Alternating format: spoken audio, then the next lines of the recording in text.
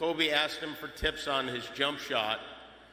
Kobe scored 33 points that game against his boyhood idol. Michael scored 36 and won the game too.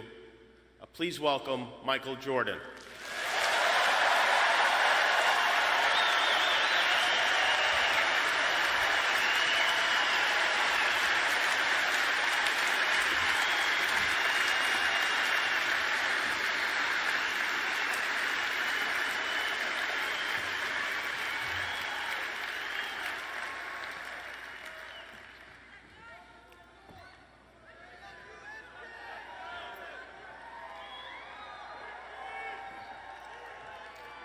I would say good morning, but it's afternoon. I'm grateful to Vanessa and the Bryant family for the opportunity to speak today. I'm grateful to be here to honor Gigi and celebrate the gift that Kobe gave us all. What he accomplished as a basketball player, as a businessman, and a storyteller, and as a father.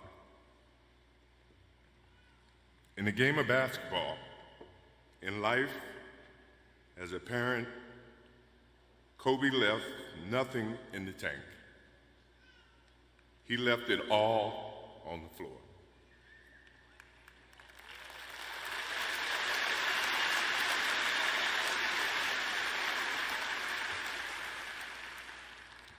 Maybe it surprised people that Kobe and I were very close friends, but we were very close friends. Kobe was my dear friend. He was like a little brother. Everyone always wanted to talk about the comparisons between he and I just wanted to talk about Kobe.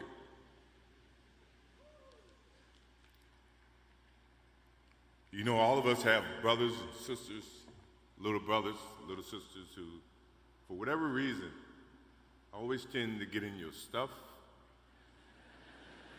your closet, your shoes, everything. It was a nuisance, if I can say that word. But that nuisance turned into love over a period of time, just because the admiration that they had for you as big brothers or big sisters. The questions, the wanting to know every little detail about life that they were about to embark on. He used to call me, text me, 11:30, 2:30, 3 o'clock in the morning, talking about post-up moves, footwork, and sometimes the triangle. At first, it was an aggravation.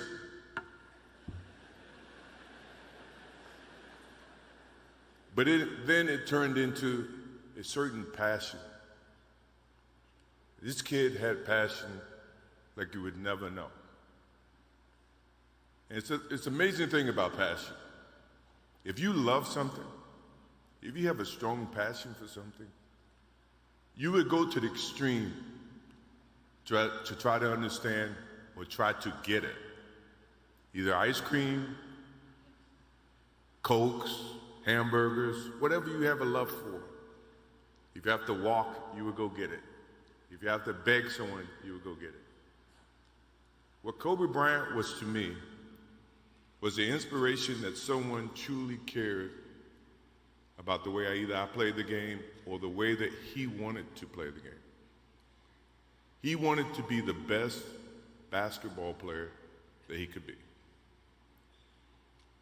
And as I got to know him, I wanted to be the best big brother that I could be.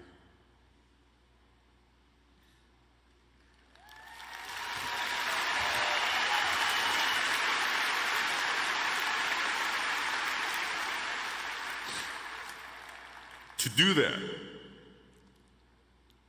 you have to put up with the aggravation, the late night calls, or the dumb questions. I took great pride as I got to know Kobe Bryant that he was just trying to be a better person, a better basketball player. We talked about business. We talked about family. We talked about everything. And he was just trying to be a better person.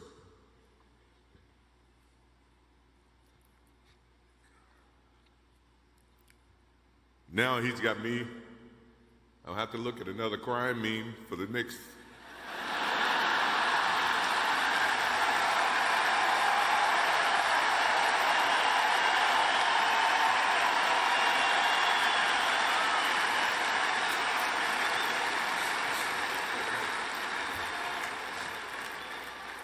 I told my wife I wasn't going to do this because I didn't want to see that for the next 3 or 4 years. That is what Kobe Bryant does to me. I'm pretty sure Vanessa and his friends all can say the same thing. He knows how to get to you in a way that affects you personally, even though if he's being a pain in the ass. But you ever have a sense of love for him in the way that he can bring out the best in you. And he did that for me. I remember maybe a couple of months ago, he sends me a text. And he's saying, I'm trying to teach my daughter some moves. And I don't know what I was thinking or what I was working on. But what were you thinking about when you were as you were growing up, trying to work on your moves? I said, what age? He says, 12. I said, 12, I was trying to play baseball. He sends me a text back saying, laughing my ass off. And this was at 2 o'clock in the morning. But the thing about him was we could talk about anything that related to basketball, but we can talk about anything that related to life. And we, as we grow up in life, rarely have friends that we can have conversations like that. Well, it's even rare when you can grow up against adversaries and have conversations like that. I went and saw Phil Jackson in 1999 or maybe 2000. I don't know when Phil was here in LA. And I walk in and Kobe's sitting there. And the first thing, I'm in a suit. First thing Kobe said, did you bring your shoes?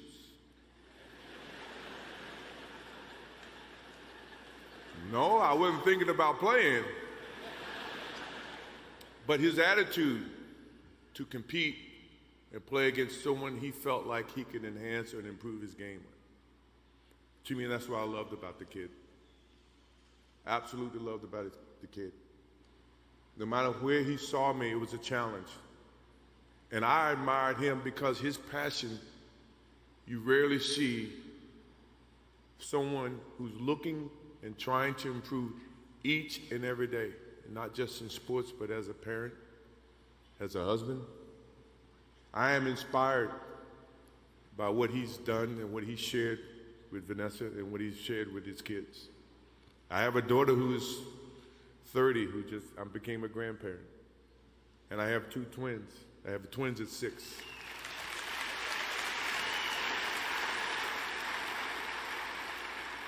I can't wait to get home to become a girl dad and to hug them and to see the love and the smiles that they bring to us as parents.